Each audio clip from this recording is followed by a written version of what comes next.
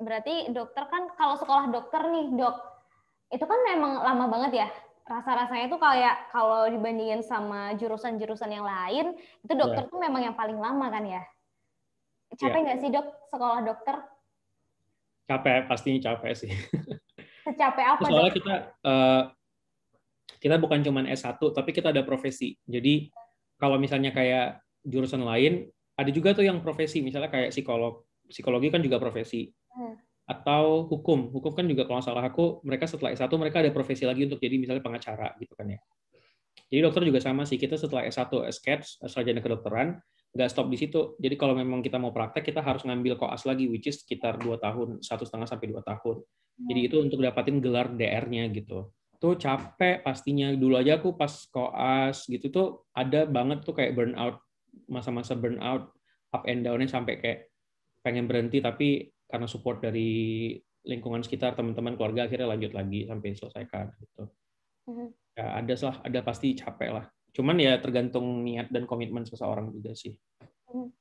Kalau jadi dokter tuh emang cita-cita atau memang ada paksaan? Kan ada beberapa orang ada yang dipaksa orang tuanya untuk menjadi seseorang yang orang tua mau kan. Kalau dokter Farhan sendiri, apakah seperti itu juga atau memang dari awal kepengen jadi dokter?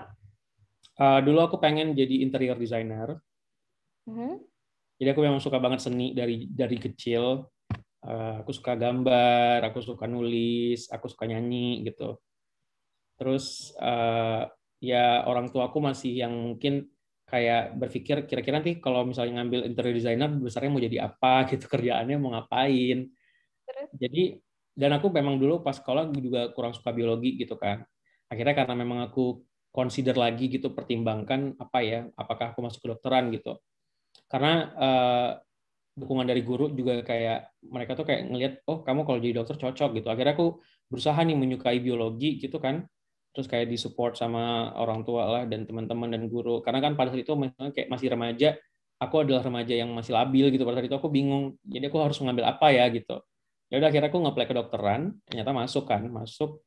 Dan 3 bulan pertama itu aku ngerasa nggak kayak anak kedokteran gitu karena memang adaptasi gitu kan ya. Maksudnya kayak, aduh ngapain ya aku di sini. Ternyata nilai aku mulai turun tuh pada saat aku berpikir kayak gitu. Akhirnya aku memantapkan diri kayak, oke, let's do it gitu. Hmm. Udah akhirnya aku pelajari ternyata sanggup dan akhirnya suka. Oke, berarti akhir awalnya bukan keinginan sendiri tapi akhirnya jadi menikmati itu dan ya udah sampai sekarang gitu ya. The thing is kayak aku pribadi, aku suka banget ilmunya, suka banget. Karena apa ya? eh, Banyak gitu loh yang bisa dilakukan dokter untuk masyarakat luas gitu, untuk ke apa kesejahteraan bersama gitu. Nah mungkin yang aku nggak suka adalah prakteknya sampai sekarang. Jadi karena mungkin dulu pas di kuliah juga aku kan sering ikut organisasi, sampai ambis banget tuh dulu aku organisasi sampai ke internasional gitu. Nah jadi udah terbiasa dengan yang kayak kerja sama-sama WHO gitu atau WMA, apa World Medical Association. Terus kayak melihat, oh ternyata gila ya, keren banget ini ke WHO tuh benar-benar buat sistem itu, buat mereka tuh buat policy biar misalnya kayak mengeradikasi tuberkulosis, mengeradikasi penyakit ini, jadi memang biar nggak pandemi atau endemik lagi gitu. Nah disitulah mulai ketertarikan aku suka dengan sistem. Jadi aku suka banget dengan yang namanya struktural, sistem, membuat keputusan, kebijakan gitu, itu aku suka. Terima kasih sudah nonton. Jangan lupa like, subscribe, dan share ya.